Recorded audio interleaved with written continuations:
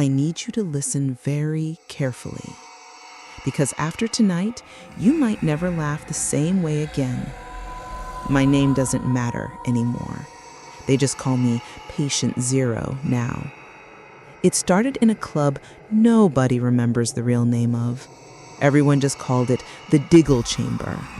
Black walls, cheap drinks, a single red bulb above the stage that made everyone look like they were already bleeding.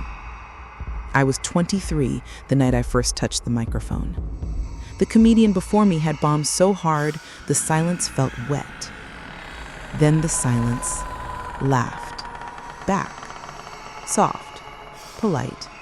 Like someone in the back row clearing their throat, except nobody moved.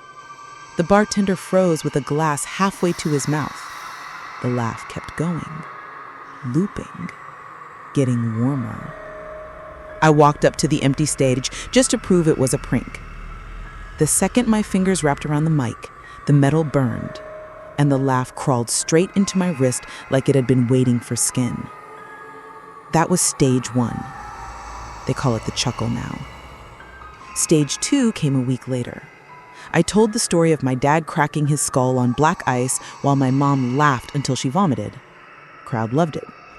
A girl in the 3rd row started giggling, then choking, then clawing at her own throat because the air wouldn't come back out.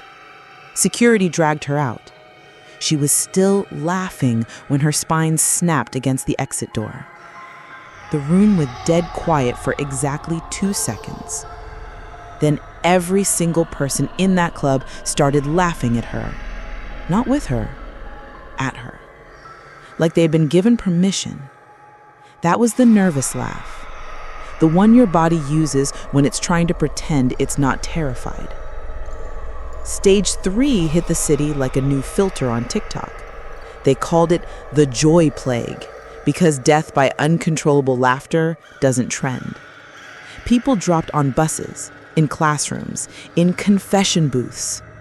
A priest laughed so hard during a funeral that the coffin slid off the stand. The widow laughed too. They found her 3 hours later, still sitting in the front pew, face frozen in the perfect smile, lungs collapsed.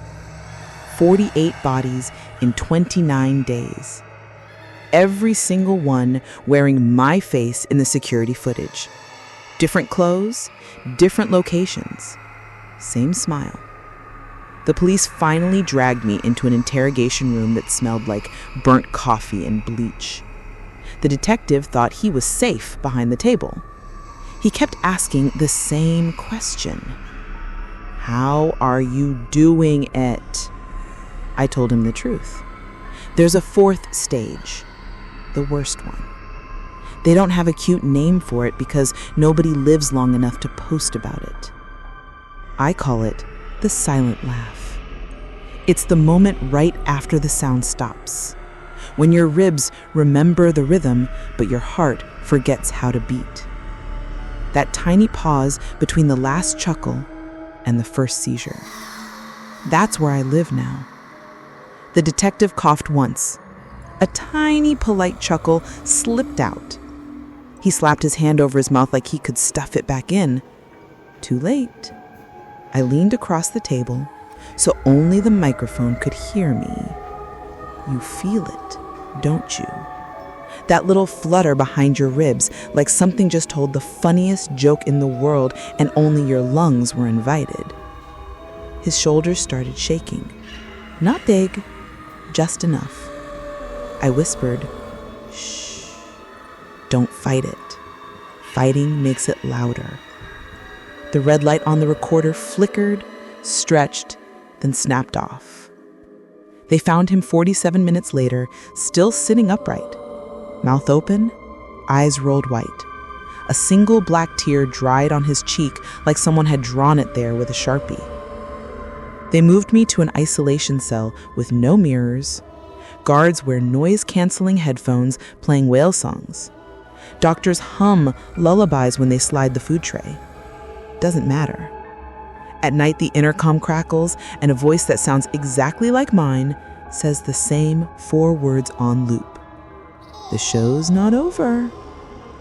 And somewhere, Right now, someone is watching this video and they just smiled at something small, something harmless.